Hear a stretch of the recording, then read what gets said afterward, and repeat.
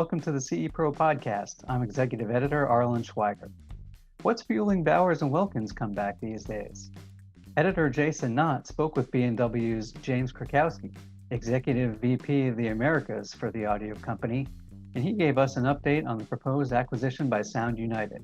Later on, Jason talked to Sound United's Frank Stearns about what B&W brings to the table for that company that already has a stable of very well-renowned audio brands.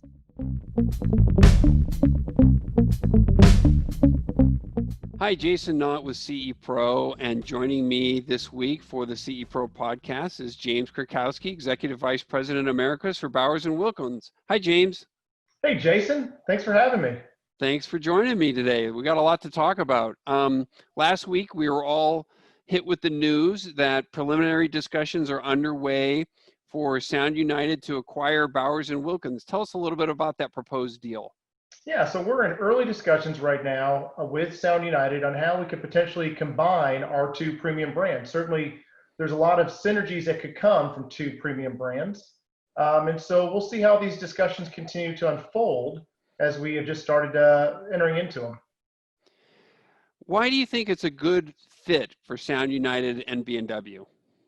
Well, Bowers & Wilkins is a premium brand that's been recognized for over 54 years in the audio industry. And certainly, Sound United has several wonderful brands under their umbrella that I think when you look at consumers today, they're looking for ways to deliver great experiences through great solutions. And so I certainly think there's an opportunity there, if this were to move forward, for the two brands to combine to deliver great solutions for consumers. So right now, I'm a CE Pro integrator, and let's say I'm a Bowers & Wilkins dealer, or I'm a Sound United dealer, or maybe I'm somebody who carries both lines. What should they be looking for out of this? You know, it's hard to say right now, Jason, because we are early in the discussions on how they would look for this. But I certainly think that in today's consumers, I see it every day where products that Sound United sells are paired with Bowers in the industry. So I could see that continuing to gain momentum out there.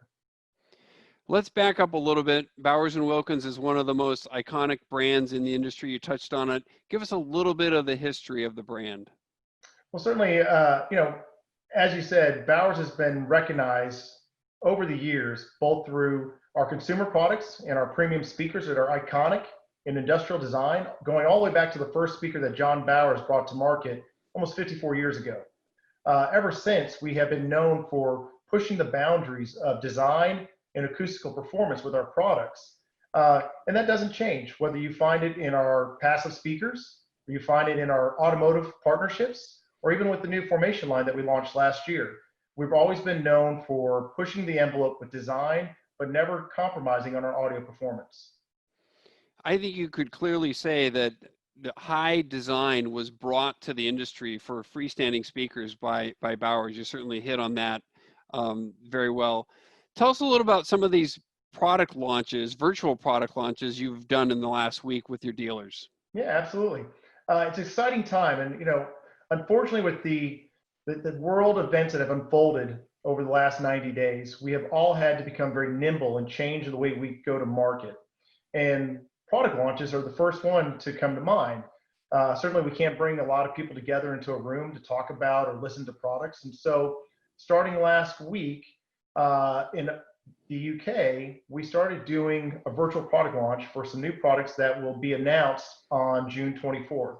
And this will be the first of many new product launches we'll test out virtually throughout this year.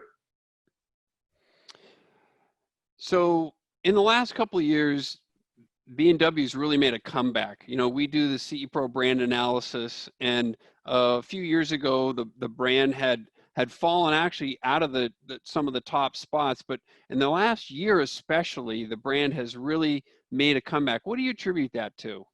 Well, I appreciate the recognition, and I appreciate the support that CE Pro has given us, and particularly the article from this month's issue.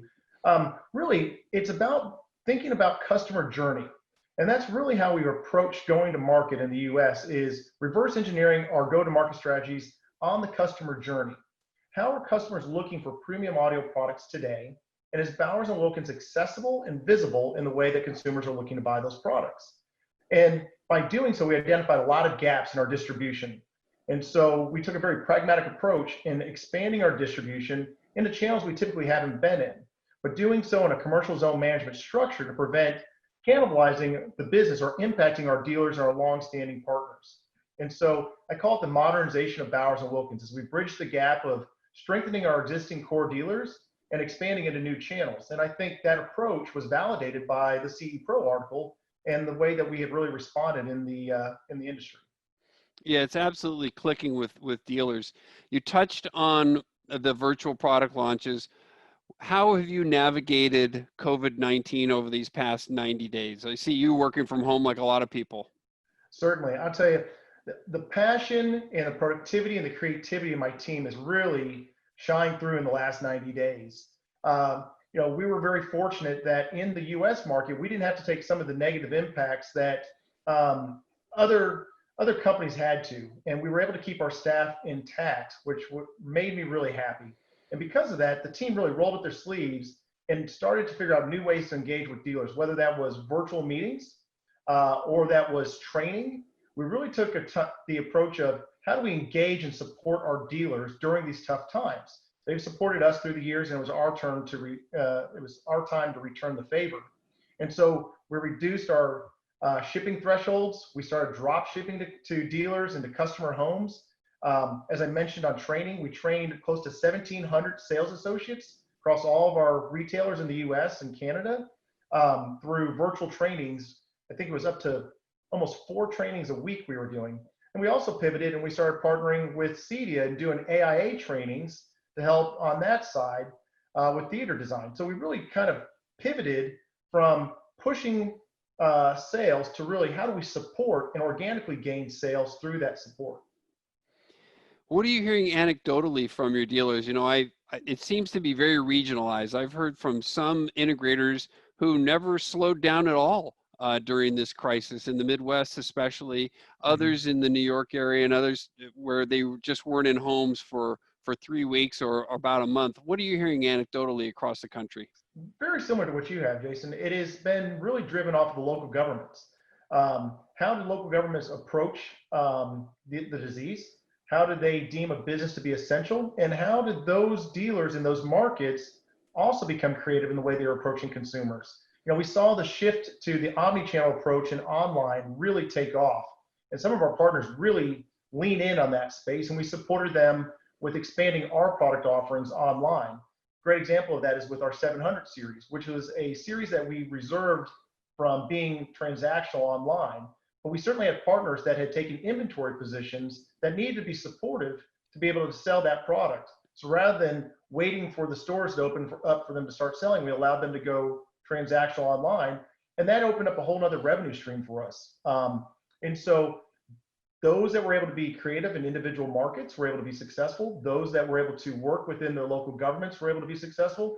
And then unfortunately, there were parts of the world where, like New York or Florida or in the Pacific Northwest, where they really locked it down, that those dealers were unable to continue to react or respond to consumer needs. I think some of the methods that integrators have adopted during this to adapt are going to be long-term. They probably were really good best practices that they brought into the fold that maybe they should have done or could have done years ago. So it'll be interesting to see how long these go. Now, being based out of the UK, has there been any effect on the COVID crisis from the engineering and the design standpoint for the team across the pond?